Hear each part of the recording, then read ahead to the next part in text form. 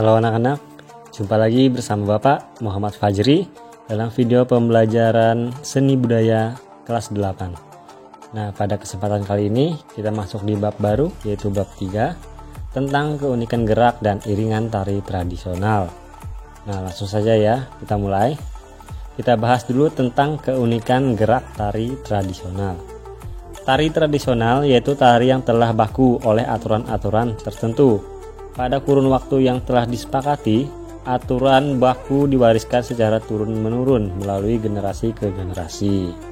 Nah, setiap hari, tari tradisional memiliki keunikan tersendiri, baik itu keunikan gerakan ataupun unsur-unsur pendukung tari seperti properti, tata rias, dan iringan tarian.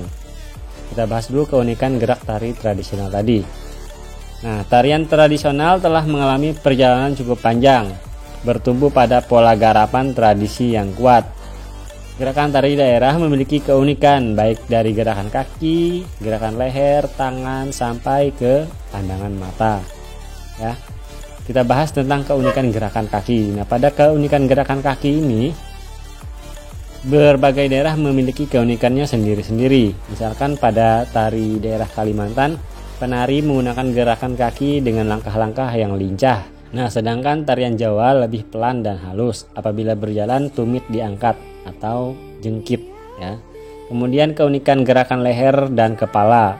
Misalkan pada tari daerah gerakan leher lebih banyak dilakukan pada tarian Jawa dan tari Sunda. Nah, biasanya tari Jawa menggunakan gerakan leher dan kepala yang membentuk angka 8 atau biasa disebut pacak gulu ya, bahasa Jawa halusnya.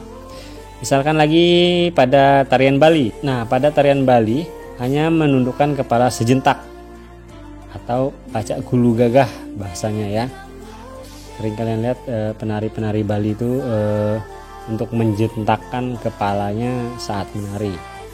Kemudian keunikan gerakan tangan. Nah, untuk gerakan tangan ini bervariasi juga tergantung dari daerahnya masing-masing. Misalkan penari pada tari Sulawesi menggunakan gerakan tangan yang anggun penuh dengan kelembutan ya.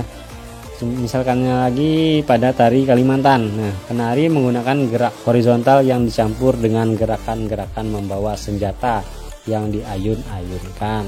Kan sering lihat tarian Dayak atau tarian dari Kalimantan lainnya sering membawa senjata atau biasa disebut mandau ya. Kemudian lanjut, keunikan gerakan lainnya ada gerakan mata. Nah, variasi gerakan mata banyak ditemukan pada variasi gerak tari Bali. Sering kalian lihat tarian Bali itu matanya menoleh kiri kanan ya. Nah, pada tari Bali pandangan mata dapat dilakukan tanpa menoleh. Tanpa menoleh, hanya gerakan mata saja.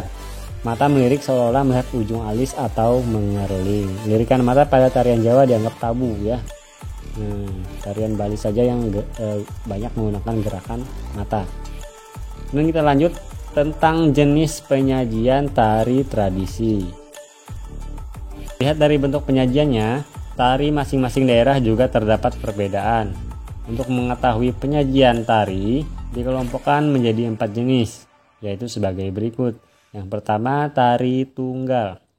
Tari tunggal adalah bentuk penyajian tari yang dibawakan atau ditarikan oleh satu orang penari saja, baik oleh penari laki-laki maupun penari perempuan. Nah, manfaat tari tunggal adalah menciptakan pengalaman mandiri dan tanggung jawab dalam melaksanakan sampai selesai pertunjukan. Nah, lanjut untuk tari berpasangan.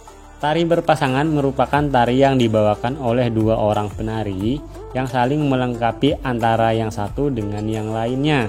Nah, pada seni tari tradisi, tari berpasangan dibedakan menjadi 2 jenis sebagai berikut ya. Yang pertama ada jenis wireng. Beksan wireng berasal dari kata wira atau perwira dan aing, yaitu prajurit yang unggul. Nah, tari ini menggambarkan ketangkasan dalam latihan perang dengan menggunakan senjata atau alat perang ya. Kemudian jenis yang kedua pada tari tradisi atau tari berpasangan ini adalah jenis petilan. Tari jenis petilan merupakan tarian yang mengambil dari kisah-kisah pewayangan ya. Misalnya Sri Kandi, atau tentang Gatot Kaca, tentang Anoman ya, banyak. Kemudian tari kelompok. Tari kelompok adalah tari yang dilakukan oleh beberapa penari, di mana antara satu penari dengan penari yang lain gerakannya berbeda. Meskipun gerakannya tidak sama, tetapi gerakan tersebut ada hubungan yang merupakan jalinan untuk mencapai keterpaduan. Nah, tari kelompok dibedakan menjadi dua, yaitu yang pertama, tari kelompok tanpa dialog. Kemudian yang kedua, tari kelompok menggunakan dialog. Ya. Kemudian kita lanjut tari massal. Tari massal merupakan tarian yang dimainkan oleh banyak penari. Penyajian tari massal memerlukan tempat yang luas, misalkan lapangan, aula, dan sebagainya.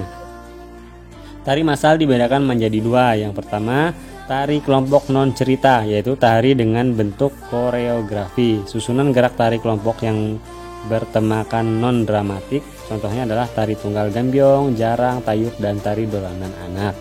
Kemudian tari massal yang kedua adalah tari kelompok yang menggunakan cerita atau dramatik, dapat berwujud fragmen atau cerita singkat ya, misalkan contoh tari pejuang dan sebagainya.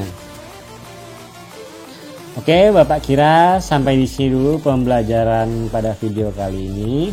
Apabila ada yang kurang paham silahkan ditanyakan langsung.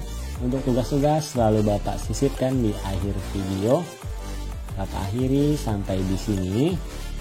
Selalu jaga kesehatan diri dan orang tua. Semangat terus belajar dari rumah, dan sampai jumpa.